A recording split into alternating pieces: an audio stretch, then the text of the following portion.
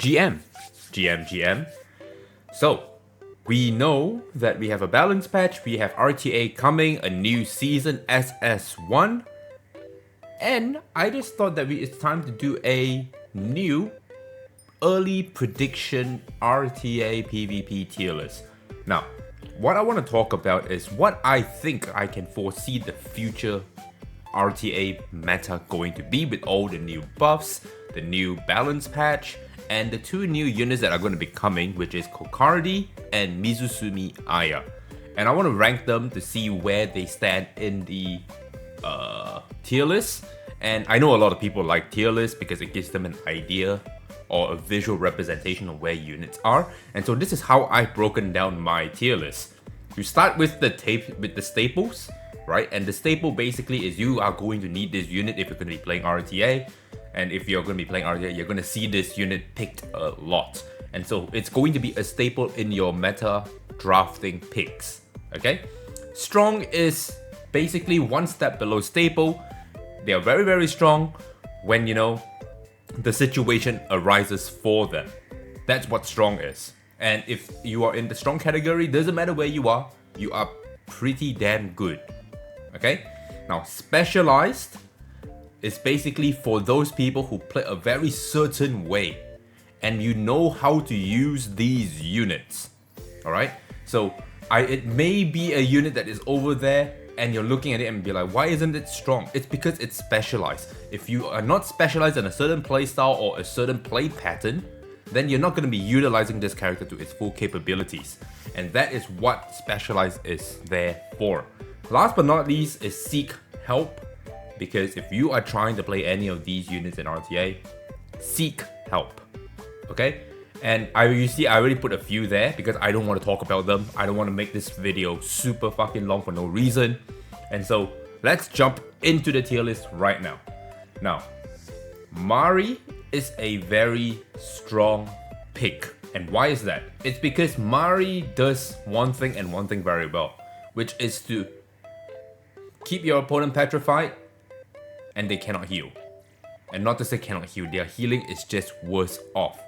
Mari is very, very strong into you know, team comps that likes to play with, you know, their healing, their HP scaling, their defense scaling, and they don't really care a whole lot about attack scaling. So they don't get the benefit of that side of Mari, but they also get the debilitating side of playing Mari, which is, you know, 30% less healing efficacy, and you're gonna get petrified. You're always going to be playing Mari on Codex because 2 turns of getting petrified is essentially losing almost 3 turns for you. Because if you use the skill, and that's how I play Mari, I make sure you use the skill first before I petrify you. You basically don't get a cooldown, so there's 1 turn lost, plus you lost a turn in the process, so that's already 2 turns, and then I'm going to petrify you again. You know what I mean? And so, Mari is very, very strong. If you know when to draft her, as a last pick or pick 4 or 5, it can be absolutely devastating. When you see your opponent pick like a little pussy, you know, they go, you know, Fushi, Sanya, and Lingluo, just to, you know, bulk up and just tank up, just pick Mari. Just pick Mari, dwindle their HP down, and you can see that all their healers are not going to be healing for as much, and that is how you play Mari, okay? Plume is going to be a staple. I don't have to say much about this girl. She came in, she whopped the meta immediately because every game has a unit that does strip into defense break. Every game has that unit, and that unit finally appeared for us, and of course it is going to be, you know, meta shaping. Alright? If you have a unit that can strip into defense down, doesn't matter if you put buffs up, it's going to get stripped, you're going to get defense broken. And in a meta where defense scaling DPSs are so strong, that's their attack down. That's their attack down while being super squishy. So having her in a staple pick is going to be quite important because you need to know when to pick her. If you're the kind of guy that likes to play aggressive, you're always going to be first picking her. But if you're not aggressive, you're going to be picking her, you know, maybe in pick 3, maybe in pick 2 or 4. Okay? Batsby is specialized. Okay? And why do I mean specialized? It's because if you play Batsby and you're playing into a very, you know, debuff heavy comp, or you're playing with a very debuff heavy comp, He is an absolute monster. He does way too much damage, dude. If you have this guy, 455, this guy does way too much damage because you're gonna slap momentum set on him, right? He already has inbuilt momentum. You're fighting against, units with like 4 or 5 debuff on them already. The second he press S3, he's putting an extra 1 on you, which is a vulnerability debuff AoE, which does 30% more damage, and he just slaps, bro.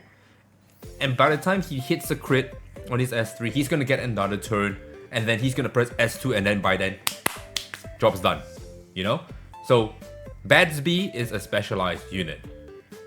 Same goes with Beyontin. Beyontin is also specialized in the sense where she is your pseudo reviver that also can, push a unit to the front, cool down their skills, and do a second, rotation before your opponent gets to react to you.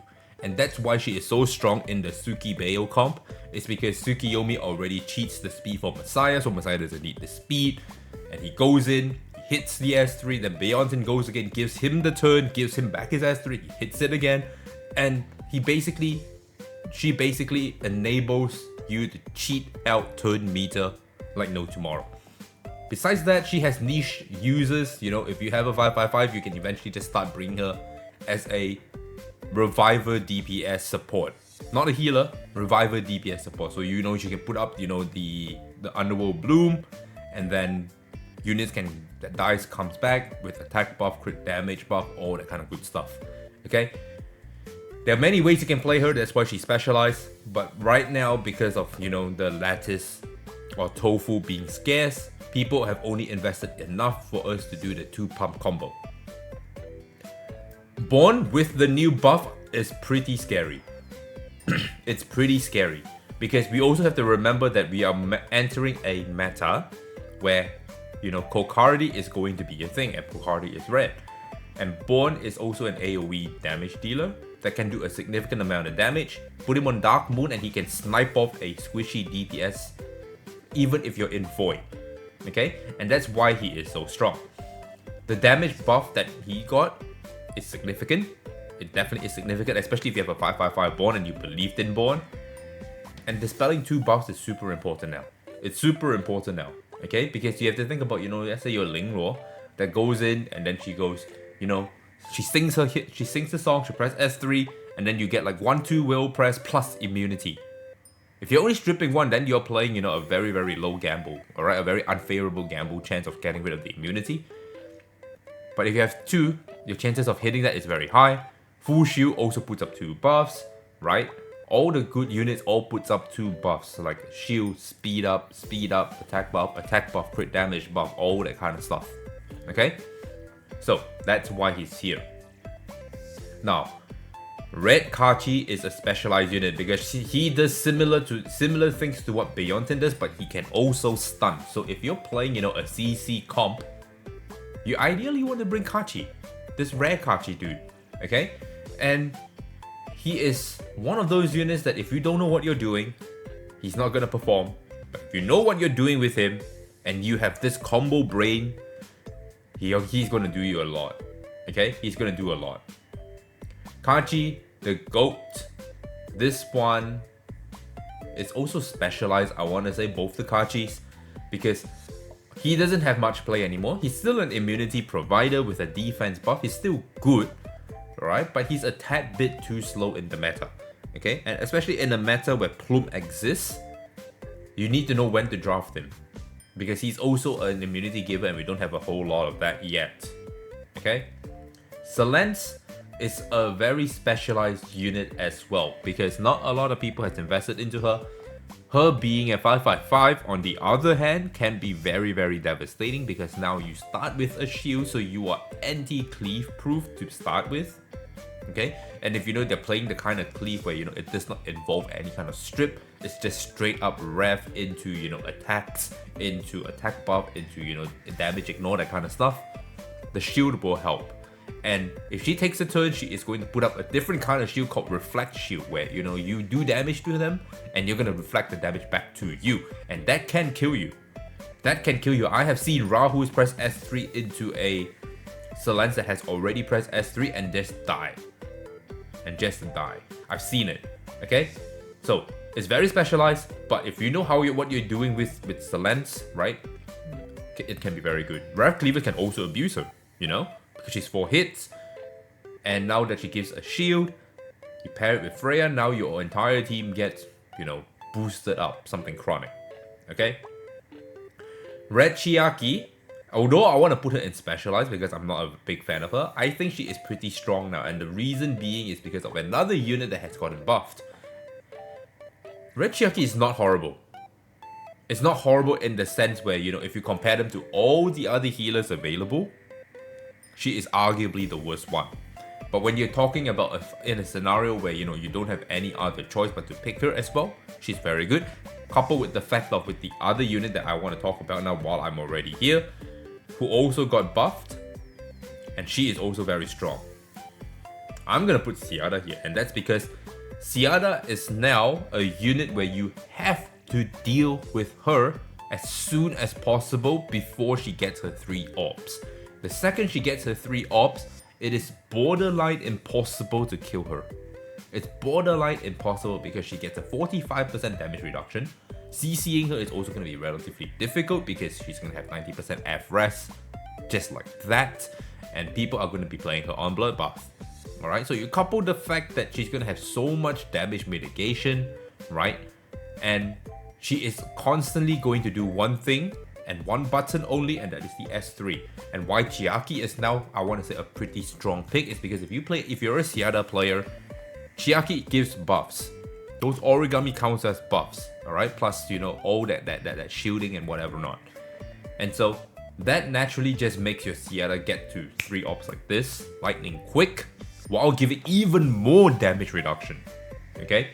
And so Ciada is going to be here, and it's a very, very strong pick, but it depends on whether you are able to draft her, because her drafting to play her is very, very, very, you know, niche-ish. Okay, you have to be able to be playing in a comp where, you know, you can survive till you get 3 orbs, and there are comps that just turbos that.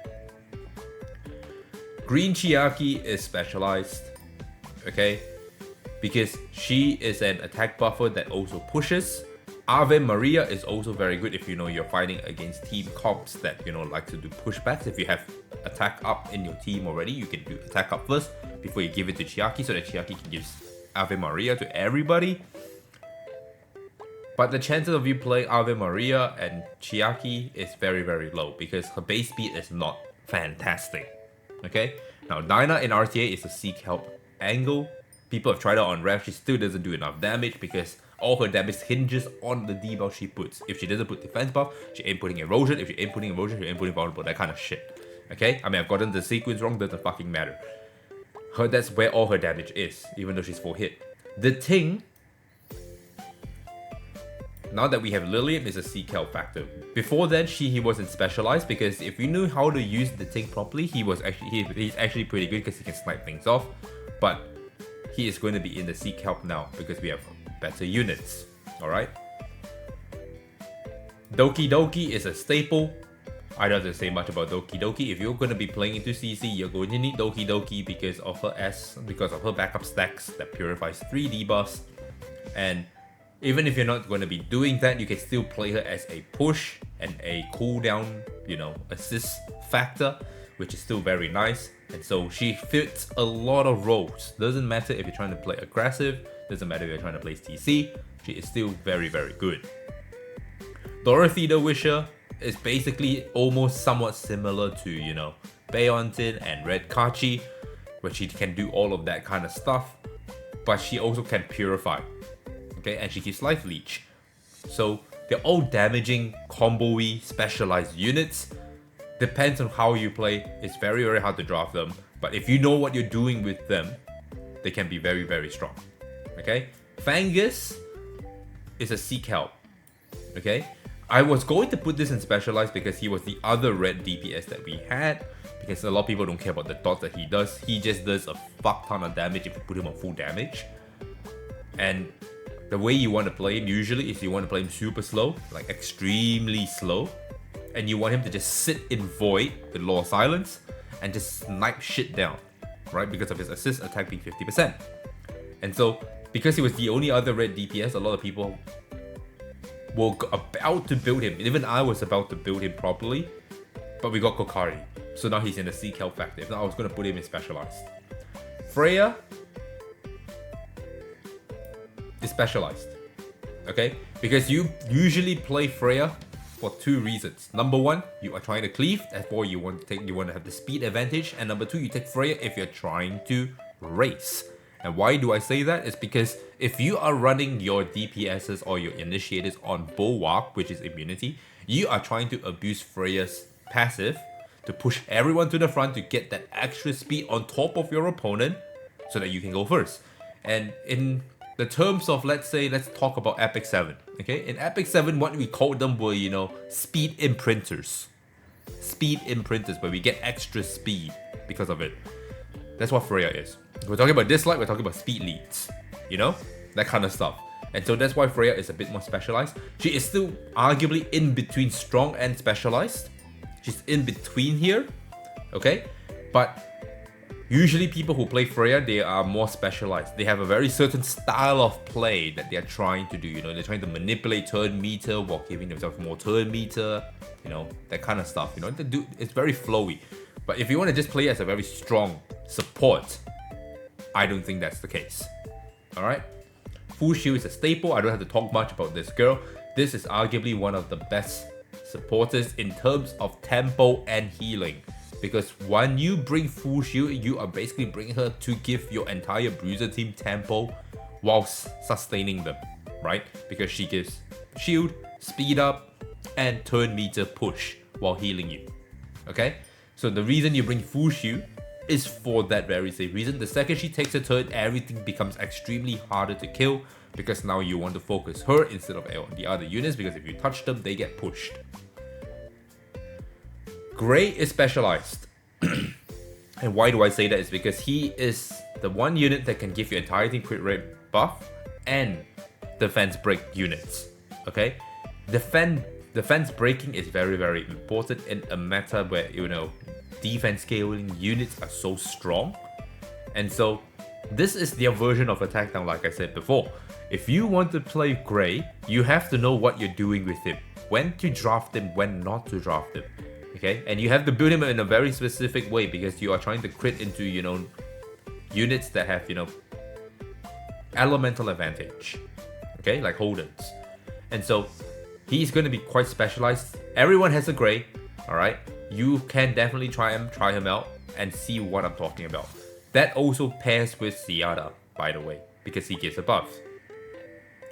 Heinrich is a staple. Heinrich is a staple. If you are playing Heinrich, chances are your opponent will always pre-ban that against you after they know that you're a Heinrich picker. Because Heinrich does strip, buff blocks, last words, wound. That's a lot of fucking debuffs, my friend. And two of them are so important in the current meta. Buff block, wound. Okay? If you are buff blocking someone, that means look at the board. Look at what I have now right now in the tier list, okay? Siada cannot get any buffs, she cannot play. Doki Doki cannot get backup stacks, she cannot play. Fushu doesn't give shielding, doesn't give speed up. They're somewhat, penalized. Gray cannot give, her his crit rate up. Freya cannot give his attack buff, Dreamweave. Selene cannot put up shields, all that kind of stuff. And then wound, we will come to that later when you can see that, Tiamat is going to be super fucking annoying for you to deal with, and wound is super important there. Okay? Besides that, he just does too much. Every attack of his is a dispel. Every attack of his is a dispel, even his S1, because it's in his passive. Okay? Now, Hellkit. Hellkit is also specialized. With the new changes to his thing, okay, it's not so much about the damage multipliers, that doesn't really matter. What really matters now is that if you break his shield, or you strip his shield, or you do anything to that shield, if it disappears, if it's gone, that unit gets pushed 15% turn meter. So if you get rid of it all at once, all of them gets pushed 15%. If you get rid of one of them gets pushed to the front. And so that is super important in the sense where you are trying to, you play Hellkit into a CC comp already, right? Because you have that Shroud Barrier that's going to protect you from CC and going to protect you from, damage. You're already playing CC aggro if that's the case. You're trying to kill that, you're trying to break the shield so that you can CC the unit, but now that unit's getting 15% pushed, right? It's going to fuck up your turn order, okay? And so he's going to be quite specialized because you still want to play him, I think you're going to play him on ref because playing him as a support feels kind of bad. I'm not going to lie to you. But that's where I will put him. He's quite specialized and you need to be able to, get his skills up, which is quite a tall ask if you are, lacking on tofu and you're trying to build up other units. He's probably not going to be your first, oh my god, I must go build him now kind of thing, right? Holden is a staple. He's way too flexible the way you can build him. There's so many ways you can play a Holden. You don't even know sometimes how that opponent wants to play the Holden. You can play him as a stripper at the start. That works as well. You can play him as a bruiser. You can play him as a CC unit. You can play him in so many ways. Okay? Having a Holden in your arsenal is very, very important. You can even play him anti-cleave because you can just use him to just sit there and just poke people down to death to counter attacks. Ho Yan is also specialized. Okay? But with her new buff, I want to say she's quite strong, but we still have to test. Okay, because you're usually bringing Ho Yan into anti-revive comps or to answer cleave. Okay, if you are fighting, let's say you're fighting against, let's say, a Bayon team, for example. Okay, you're fighting, Suki Bayo, you can definitely bring Ho Yan. If they push the unit kills Ho Yan, you snipe that unit down, Bayon cannot ever bring it back ever again. Okay? Besides that, there's not much to talk about her. She is very, very strong. She has a new damage boost now, which, can now just slice through Bloodbath if timed right. But that's about it. Kazuo is still very strong, don't get me wrong. The nerf that they did to her was very necessary because 2-turn sleep on an S1 on an SR unit is quite ridiculous to begin with. Okay? And so having that nerf on her doesn't really change her much. That little bit of a turn meter minus pushback thing, it's almost a non-factor. It's probably a nothing burger. But the S1 going from 2 turns to 1 turn is huge. It was important. It was needed. But she is still toxic. Don't ever get that, fumbled. Let's be real here. Chloros is specialized. And the reason why he's specialized is because if you know how to play him properly in the right situations, the man will just keep hitting. His S1 can cool down his own skills, and before you know it, he's pressing S3 again. And if he kills something, you cannot revive it with the S3. And if you play him in a team comp with a good amount of multi-hitters, he is going to proc that Doom Toe non-stop. And every time he procs it, he gets stronger and stronger and stronger and stronger. And by the time that happens, it's at a point of no return now. He will probably kill you before you kill him because you've taken too long to answer him. Okay? Now, Kloss is also specialized. It's not in the Seek Help. But if you can play her with, in a very, very heavy CC debuff comp, right? We play her with like a stripper into Kloss. Kloss is going to do a lot because it's slow, hack in progress, and the hack in. Those are a lot, and then she can go into an S2, which turn me to steals, right, or pushback, which is annoying as fuck. And so if you play her right into the Bruiser comp, you are just going to play laps for days against that opponent. Kraken is now strong because his other unit, Nahor, has now gotten buffed. And now Nahor is very strong. Okay, so I'm not going to talk so much about Kraken, because if I talk about Nahor, it applies almost the same to Kraken. Okay, so Nahor, why is he very strong now? It's because his S3 is now a double hit. And because his S3 is now a double hit, the chance of him freezing you and putting defense down is super fucking high. Now he also adds rest down. Okay? So, that is only one of the two reasons. The second reason, his S2 now strips into buff block into freeze. Which means Nahor doesn't have to look at you don't have to play Nahor in a way where you must bring strippers. You can just pick him as this tanky unit that is just ready to, mess one unit up completely before he wraps around and mess everyone up completely. Okay? He can just go in there, he see this unit that he doesn't like, or you don't like, he can just press S2, full strip the bastard, okay? Buff block him, and freeze him for that turn. And that is usually the pivotal unit that is going to, debilitate your team, right? Now, because that unit is now frozen, he's not going to do anything. And so your entire team plus him is going to get a turn. And when he wraps around, guess what happens? Your immunity has worn off. Your immunity has worn off. And now he can just comfortably press S3, freeze your entire team, fence break your entire team, rest down your entire team, and then you're kind of screwed. And don't forget that his S1 is also a defense down, so you are perma defense down. Okay? Now Nahor is that strong. I don't know if he's going to be a staple yet, but he is going to be very strong.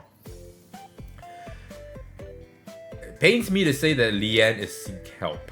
It pains me to say that. Because I really believed in Lian for the longest time because her skill sounds really damn good. But the problem with her is that the meta just does not favor her at all. The meta just does not favor her at all. If her S3 was a 2-hitter, okay, the chance of her turn meter stealing would have been so much higher. She could have, gone into S3, into S2 and could probably do something. But the S1 does not, do that many hits. And therefore, you're also not building Lian, super high on effect accuracy. So she's going to miss a lot of the time. And it's just a single hit damage at that point. And she needs buffs to do damage. Okay, so she's somewhat like Sierra. The more buff she has, the more damage she does. But the meta just does not favor her. She's too slow.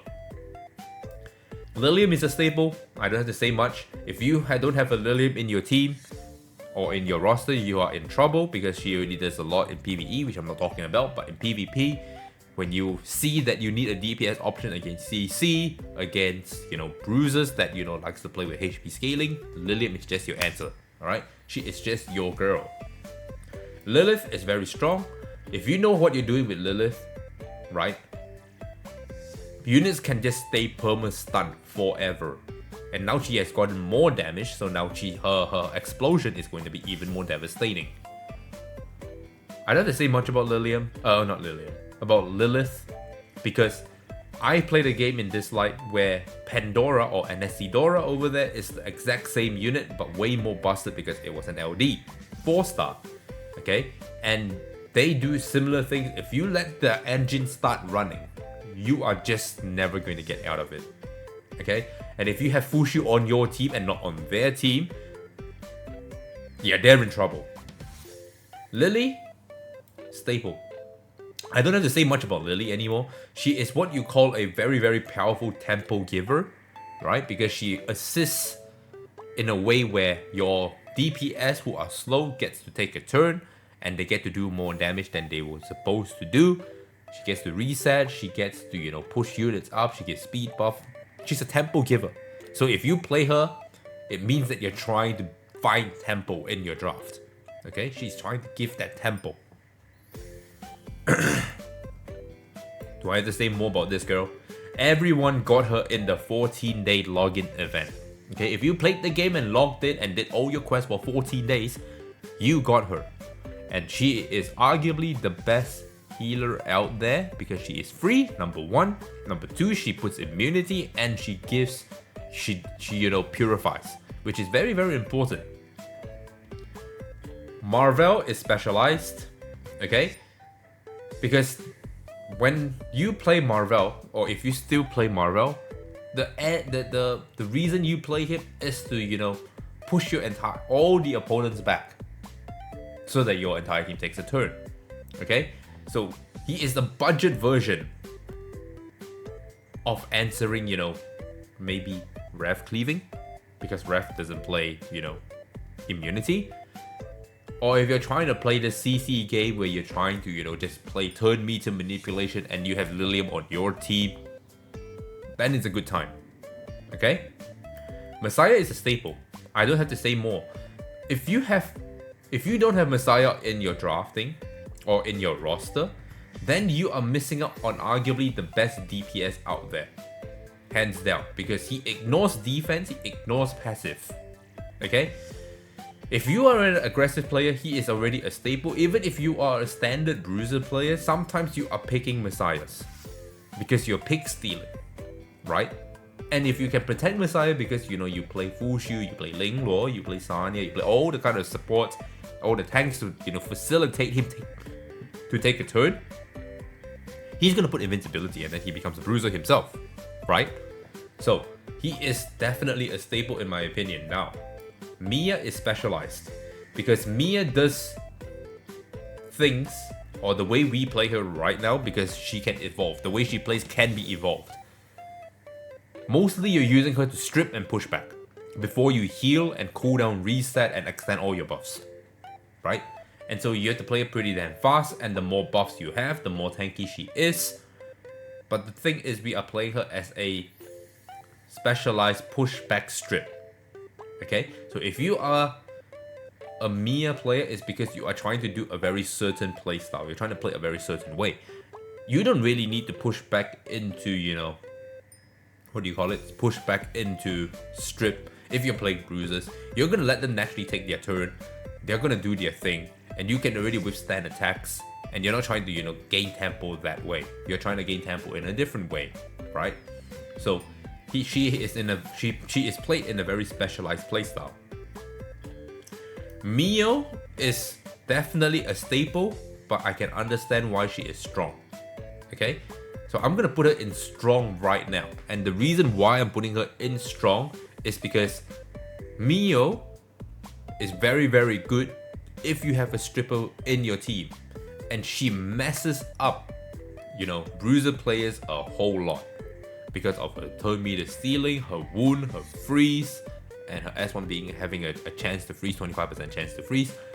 She just does a lot. She wraps around pretty damn fast, especially if you have a 5/5/5. All her cooldowns are now cooled down a lot faster than she's supposed to be. And I've seen some people play her on, Bloodbath, Bulwark, Halloween, where they let you take the entire turn first. You can take the turn, that's fine. You're gonna waste all of that immunity, and then when she takes a turn, she freezes you completely, right? And so once she's freezed you, she wraps around, right? Don't forget Halloween proc, so now that is now 2 turns. You wrap around after you're being frozen. Now she turn meter steals, push you back even more, push her teeth even further, and now you are now wounded. You cannot heal. You've taken a lot of damage. You haven't even taken a turn after your first rotation. And so Mio is a very, very strong unit against Bruisers. I wouldn't say she's a staple, but she's definitely very strong. Mizuki is very, very strong. And the way we used Mizuki back in the day was to, fight against Tiamats because of the wound, right? But nowadays she has evolved into an anti-cleave unit. If you see your opponent trying to play aggressive and trying to interact with your board a whole lot with AoEs, you play Mizuki so that you can damage them as much as you can. And people play her with Holden because, Holden puts defense down and then Mizuki goes in and just finish them off. That's how people are playing Mizuki now. And so I still see her as a pretty good DPS. She's not bad. But the way she is used has evolved, but she's still very, very strong if you need to use her to do, to punish AoE users. Nell, I want to say she's Seek Help, okay? Because she doesn't do enough. She's the kind of unit that wants to, if you push a unit, she's going to heal the unit, so you're going to waste that unit because you want to play her like Lily, right? But at the same time, she also puts vulnerable on your opponent. And there's just nowhere in the draft that really needs her. You know what I mean? And so she's nice, she got a nice speed boost, but that's still not enough, I don't think. Not enough.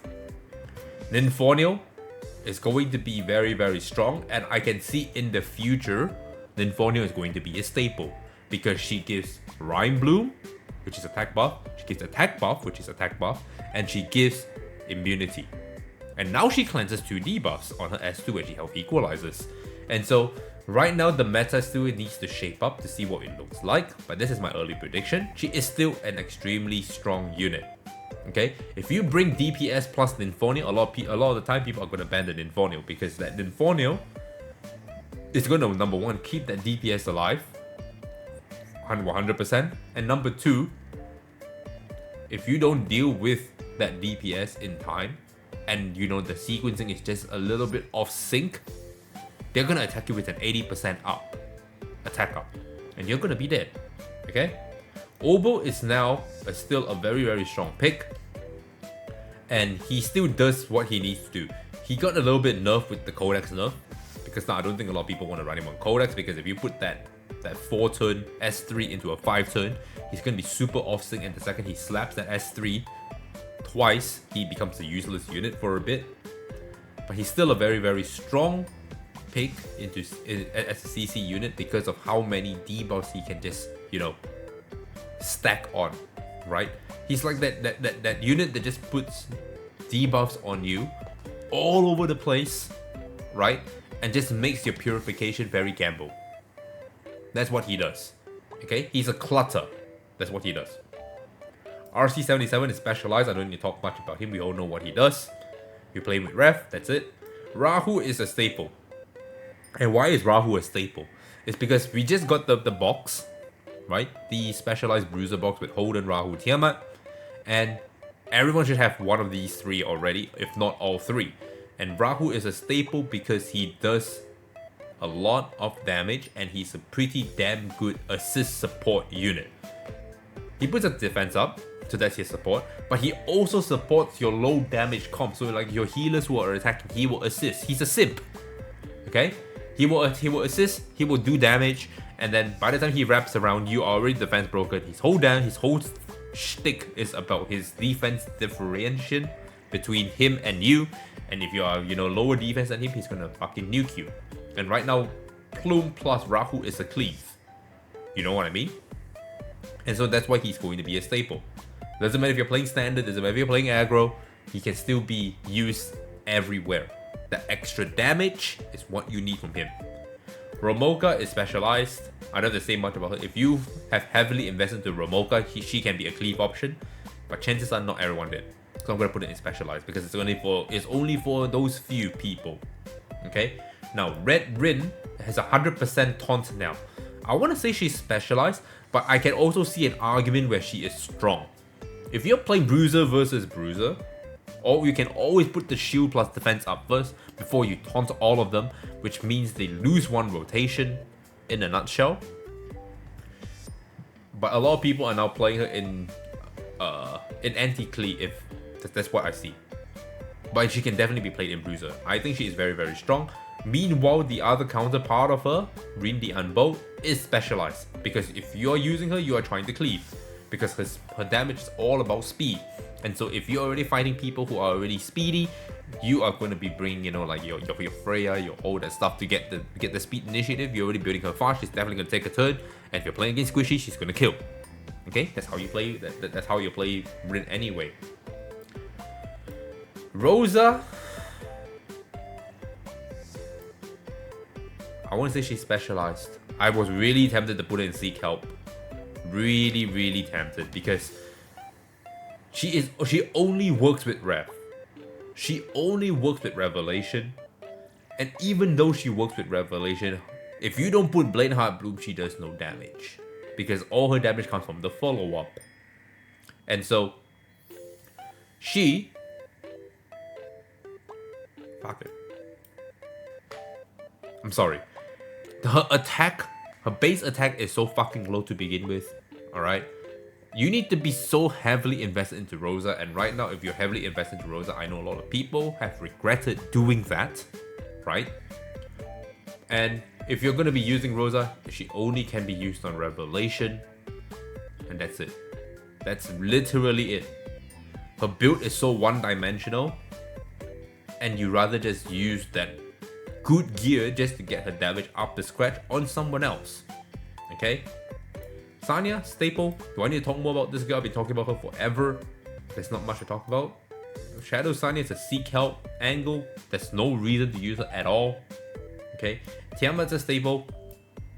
And Tiamat is just that good. I've been saying since the launch, pick wisely with your selector. Pick Tiamat because her stonks will only ever go up. It will almost never go down for a very long time until someone else replaces her role.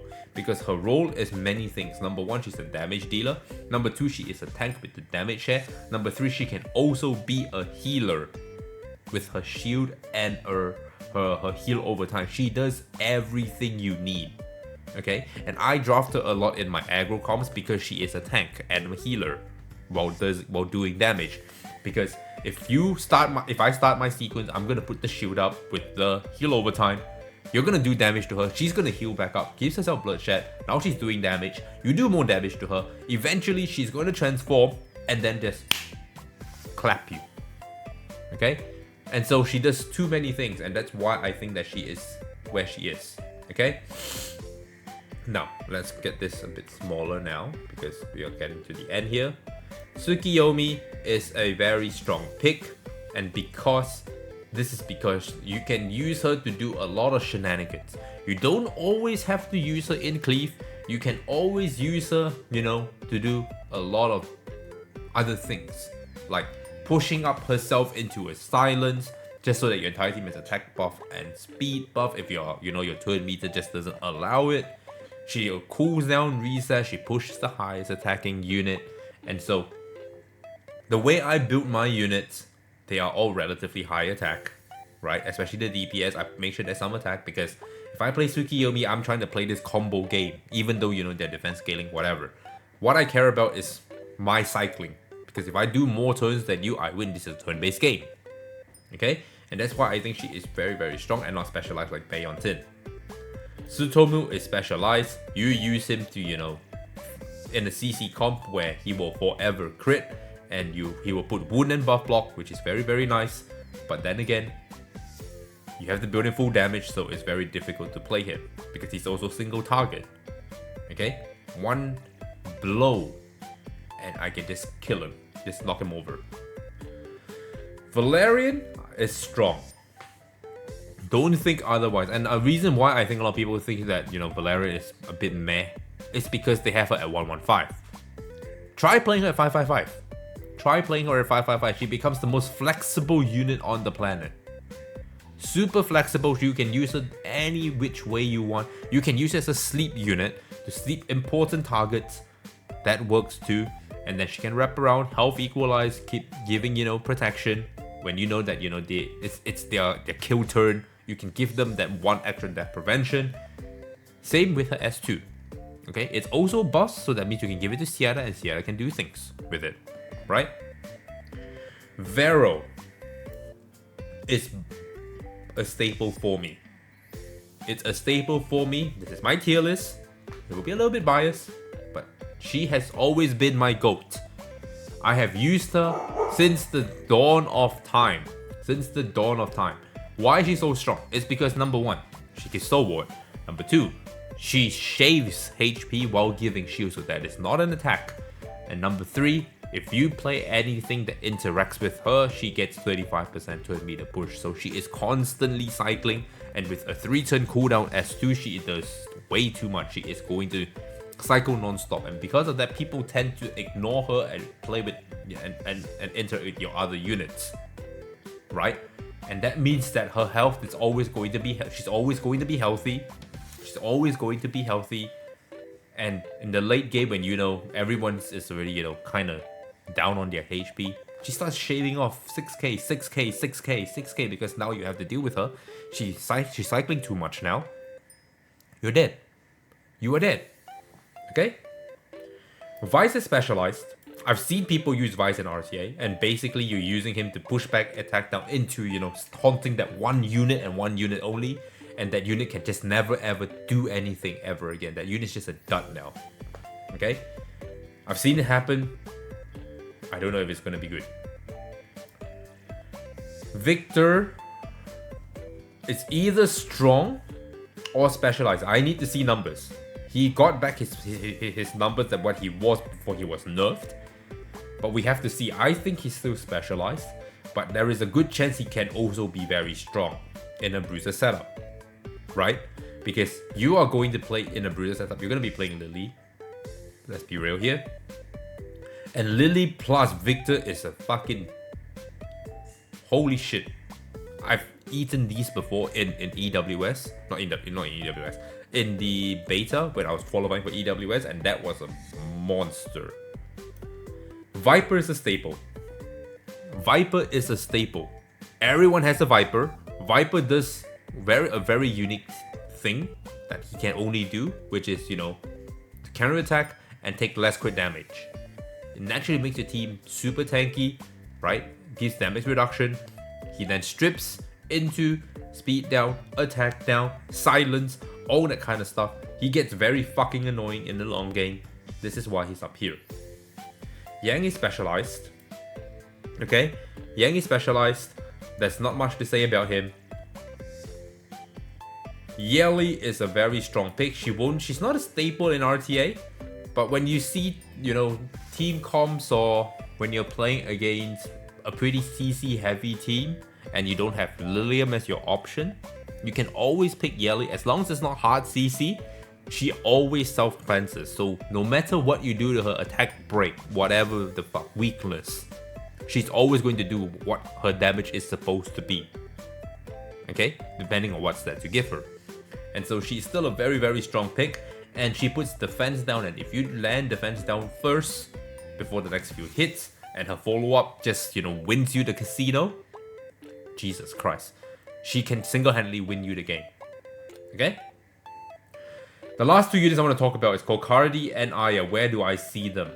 I see Kokardi as a very strong pick.